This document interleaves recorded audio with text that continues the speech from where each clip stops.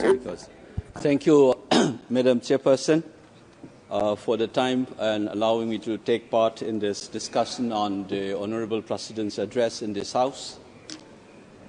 I was expecting the President's speech to mention something on Manipur, very honestly speaking, because I thought that the government will outline through her speech on the steps being taken by the Government of India to deal with the issues and this tragedy that we have been witnessing in my home state.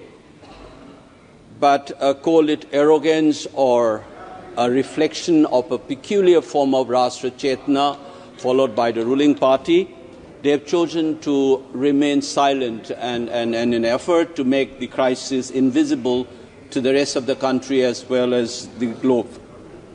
So I expect Madam Chairpersons to give me a little more time than the usual so that I can register the pain and anguish of the people of my state in particular and those fellow countrymen who are worried about the happenings in my home state. It's my sincere appeal to you.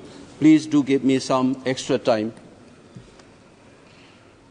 In our President's speech, it says that the government is trying to take along all these people, an inclusive and all-encompassing approach based on the principle enshrined in the Constitution. But the fact of the matter is, this government and their ideological moorings clearly does not believe in inclusive politics. I say this for one reason, not only for what has happened vis-à-vis with the Manipur crisis and the manner in which the Government of India have responded, but also generally the manner in which they have tinkered the constitutional principles and the manner in which they have imagined this nation to be. Their attitude and response to Manipur is nothing but a specific form of reflection of their general conception of what this nation is all about. Let me start with a particular tinkering that this government has done, which we don't see. Babasaheb Ambedkar said, we have this document now, but how we inject flesh and blood to the soul to this document is what matters through our practice. What has been happening since the last 10 years? Like all liberal constitutions, we have this beautiful phrase in our preamble called "We the People." And this "we the people" is, like all liberal constitutions, conceptualize the population, the nation as a stratified population.